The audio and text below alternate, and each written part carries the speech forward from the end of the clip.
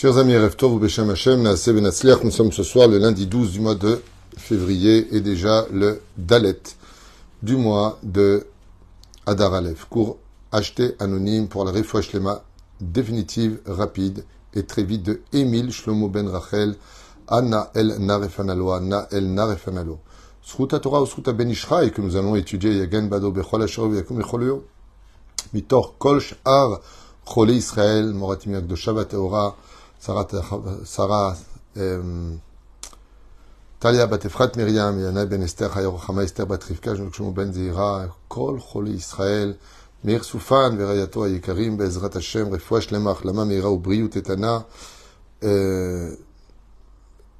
aussi pour la Refoua Shlema de, juste un instant, combien de messages pour lui? C'est Refoua Shlema pour Binyamin Yitzhak Ben Sarah, Bezrat Hashem, Achlama Meira, Ubriut Etana. Et on commence tout de suite en pensant bien sûr à tous nos Chatoufim, Kol Chayalenu, Kol Am Israël, tous nos blessés. Une grande réussite et merci d'avoir acheté ce chiour. Que Dieu vous bénisse sur tous vos chemins. Le monde a été créé pour donner. Dans la paracha de la semaine, paracha de Teruma, on nous parle de quelque chose d'un petit peu bizarre. Au niveau de l'hébreu, quand on comprend parfaitement l'hébreu, on va se rendre compte que les mots, des fois, veulent dire peut-être le contraire du contexte dans lequel on les a mis. Daber el Beni Israël parle aux enfants d'Israël, Veikrou li teruma, et ils me prendront pour moi teruma. Je n'ai pas compris. Vas-y, Veikrou li. Veikrou, la kachat, qui veut dire prendre. Et tu prendras, mais pour moi. Si je le prends pour toi, alors c'est pas pour moi. Alors pourquoi tu me dis Veikrou li teruma? Et tout de suite, le Ben Ishraï voit que d'ici, il y a un message puissant qui se cache derrière ce mot-là. Sheila Yedouam Foursemeti. Cette question-là a tellement été reprise. Madouan Nehemar Bapasuk Veikrou li teruma. Pourquoi est-ce qu'on a dit Veikrou li teruma? Alors qu'est-ce qu'on aurait dû lire Veitnou li teruma. Cette fameuse changement de mot. Veitnou, noten. Quand tu prends de l'argent et que tu veux aider une personne, est-ce que tu prends pour toi ou est-ce que tu lui donnes à lui? Toutes les actions que nous faisons pour l'igmol chesed. Comme dit la Gemara dans Shabbat, pourquoi la lettre gimel ressemble à un corps qui a une jambe qui avance, une jambe derrière et une jambe qui avance, pour dire que le gimel soutient toujours le dal, dalet, qui veut dire le pauvre, gomel chesed, tomer bedal, perouch adavar, que la lettre gimel soutient la lettre dalet qui représente le mot de la pauvreté. C'est ça. Mais la reine, si le gimel, gomel chesed, soutient l'autre, c'est lui qui donne à l'autre. Et la Torah nous dit non. Non, non, pas du tout. C'est toi qui prends parce que tu donnes. Oui, tu prends peut-être la satisfaction. On sait tous très bien que quand un homme prépare un beau cadeau, qu'il va l'acheter, qu'il le paye, qu'il l'emballe, qu'il le porte et qu'il l'amène, le vrai bénéficiaire, en réalité, c'est celui qui a fait plaisir. Car le plaisir est toujours plus grand de faire plaisir quand on a réussi à faire plaisir à autrui. Et ainsi donc, la Torah nous dit, arrête. Écoutez bien, les mots, ils sont importants, surtout aujourd'hui, nous qui sommes tellement remplis d'émotions. Arrête de croire que tu donnes à l'autre. Tu prends quand tu aides. Ça veut dire quoi? Tu prends quand tu aides. Si tu donnes, tu prends pas. Bon, soyons sérieux. T'as 100 shekels. Tu prends 50 shekels, tu les donnes à une personne pour l'aider. Combien est-ce qu'il te reste? 50 shekels. C'est pas compliqué. Combien tu lui as donné? 50 shekels. Tout cela est vrai si je considère que ce monde est unique. Si je considère que je vis dans un monde dans lequel il n'y a pas de suite après la mort, alors j'ai raison de penser comme cela. Mais nous, les Juifs, nous savons que ce monde n'est qu'un monde de transition. On sait très bien qu'on est tous nés pour mourir, et que le but ultime de la fin de chacun de nous, c'est de nous réparer dans la 10e réparation qui est la mort. Car la mort va permettre résurrection des morts. Donc il y a une suite à ma propre suite, car la vie réellement ne commence qu'après la mort. C'est comme un homme qui vit, il a beau être le plus grand champion du monde, il ne vit pas sur le ring, même s'il a gagné tous ses titres là-bas. C'est à l'extérieur de ses de ce ring, qu'il rentre chez lui, qu'il va au cinéma, qu'il va à la piscine, qu'il va vivre sa vie, profiter de ses millions. Sa vie n'est pas sur le ring. Ce qui fait que nous sommes en train de nous battre sur un ring. À Adam, la Mol Yulad, on est venu pour nous se battre contre notre Yetzerara, un temps limité. Il y a ceux qui ont les 15 rounds, 120 ans, puis il y en a d'autres qui vont avoir 10 rounds, 80 ans, puis il y en a d'autres qui vont avoir 6 rounds. Alors ils vont vivre un peu moins. Mais le combat de la vie est là. Mais si je suis conscient que je vais descendre du ring, je ne veux pas commencer à dépenser sur le ring les quelques millions que j'ai gagnés en tant que champion du monde ou perdant du championnat du monde, peu importe. Mais je vais quand même recevoir 300 000 $, 600 000 $. Cet argent-là, je serais stupide de le dépenser sur le ring, car c'est pas là-bas que je vis. Alors comment je peux faire moi maintenant? Si ce monde est un ring, et que ma vraie vie, celle qui a préexisté avant mon existence dans ce corps et qui existera hors du corps jusqu'à ce que je revienne dans mon corps, si Dieu veut, comment je peux faire pour emmener avec moi de la matérialité dans un monde abstrait, un monde spirituel, un monde où on voit mais on n'a pas de yeux, un monde où on parle mais on n'a pas de bouche, un monde où on entend mais on n'a pas d'oreille, un monde où on s'élève mais on n'a pas d'ailes, un monde où on avance mais on n'a pas de pieds.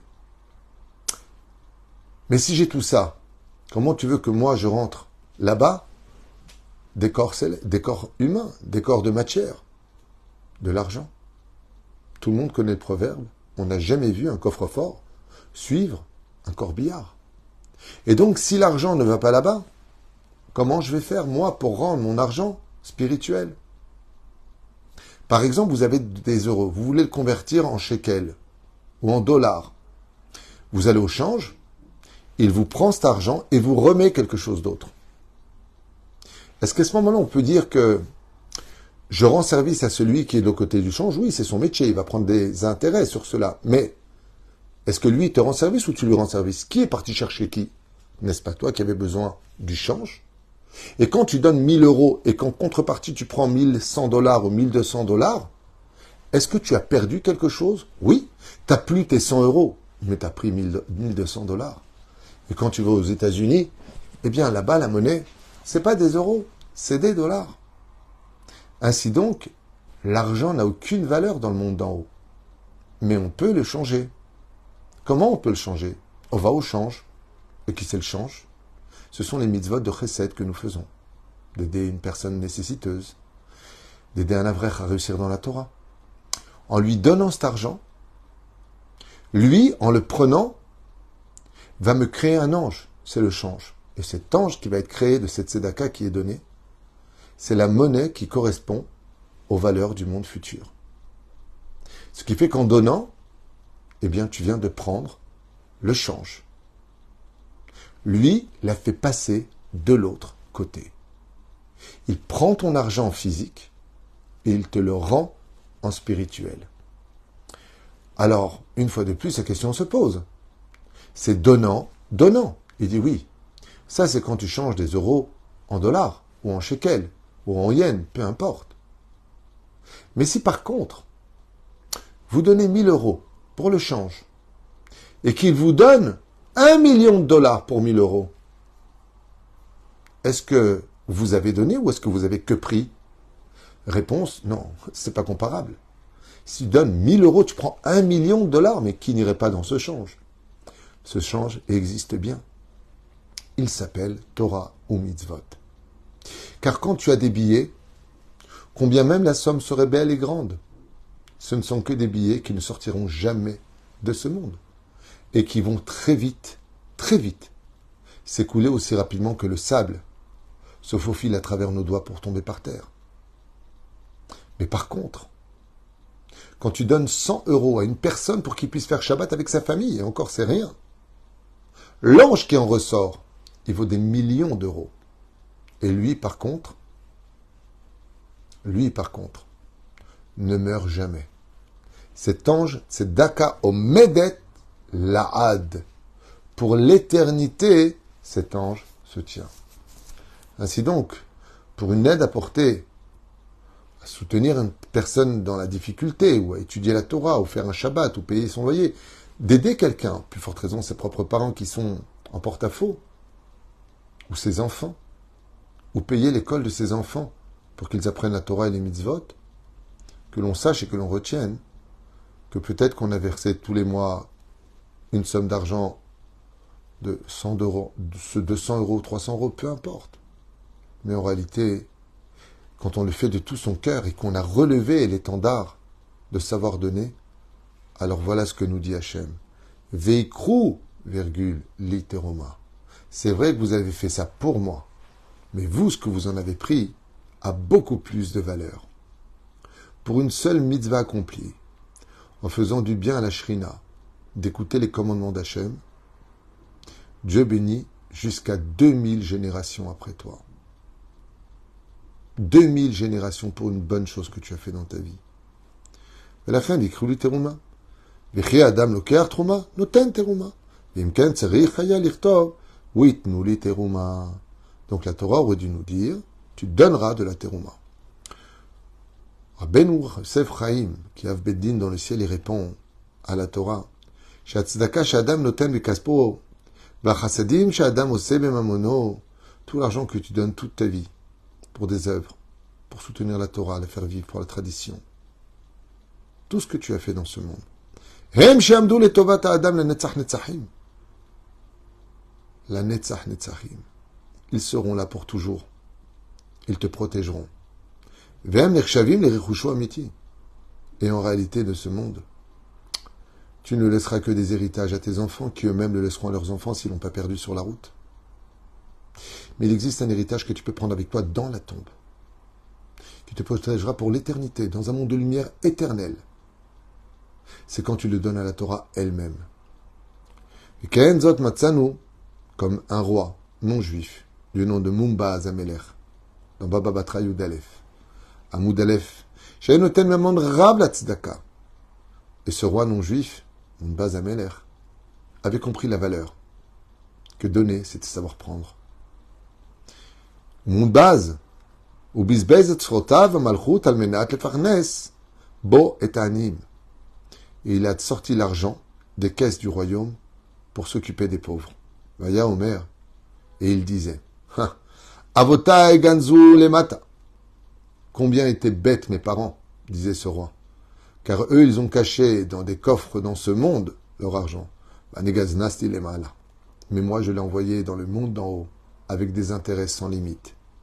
Hem Ganzu Bemakom Shayat Sholetedbo. Eux, ils ont mis tout cet argent là où tout le monde pouvait venir le voler, même les gardiens eux-mêmes du coffre-fort. Vani Ganasti Bemakom Shayat Sholetedbo.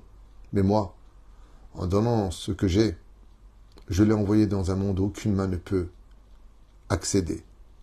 Havotai Ganzu Le'acherim. De tout l'or qu'ils ont ramassé toute leur vie, ils n'ont pas pris une seule pièce avec eux dans la tombe. Si ce n'est que tous ceux qui étaient les héritiers. Vani Ganasti Le'atzmi.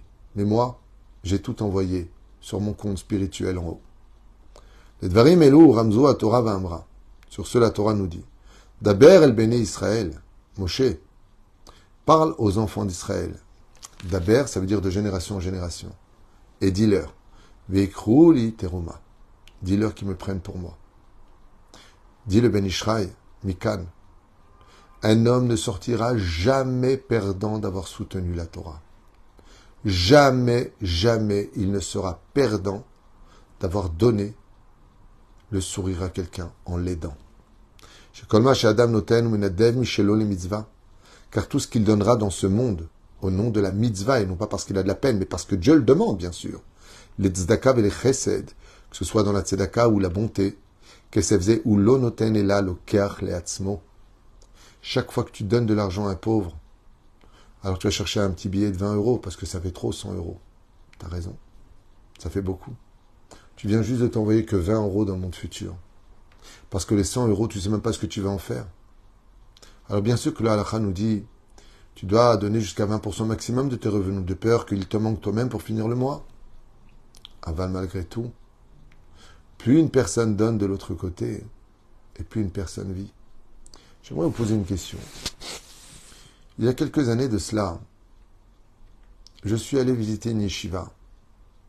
Et en rentrant voir cette yeshiva, je devais poser une question à un rave qui était là-bas. Et quand je suis arrivé, il y avait le Khadar Ochel. Et il y avait énormément d'élèves, je ne sais pas combien il y en avait exactement, peut-être 200, qui étaient en train de manger. Ils m'ont demandé de faire un Dvar Torah. Alors j'ai fait un Dvar Torah. Et j'ai posé la question au Rosh Yeshiva, je lui ai dit, mais qu'est-ce qu'il y a aujourd'hui? Pourquoi un tel repas? Ah, il dit, ça c'est parce que il y a une personne qui a fait un très gros don et qui a permis de rajouter encore, d'agrandir la yeshiva, de rajouter des chambres et d'agrandir le Beth Midrash. Il a fait un don de plus d'1 million de dollars et avec cet argent, on a pu agrandir la yeshiva et pouvoir avoir plus d'élèves. Je lui dis, quel rapport avec le repas? Il dit, cette personne étant décédée, nous, pour le remercier, chaque fois que vient le jour de sa Haskara, on achète ce qu'il faut et on fait des divrei Torah pour lui. Et tout le monde ici présent fait la Seouda pour l'élévation de son âme. Je lui dis, tous les ans? Ça fait combien de temps qu'il est décédé? Il m'a dit, ça fait déjà 6 ans. Je lui dis, mais il n'a pas des enfants? Si oui, il a des enfants, ils sont mariés avec des non-juifs et ils sont assimilés. Je ne sais même pas s'ils font sa Haskara. Mais nous, par contre, on n'a pas le droit d'oublier sa Haskara. Et je lui ai dit, qui dit le Kaddish? Et le Rosh Yeshiva m'a dit, moi?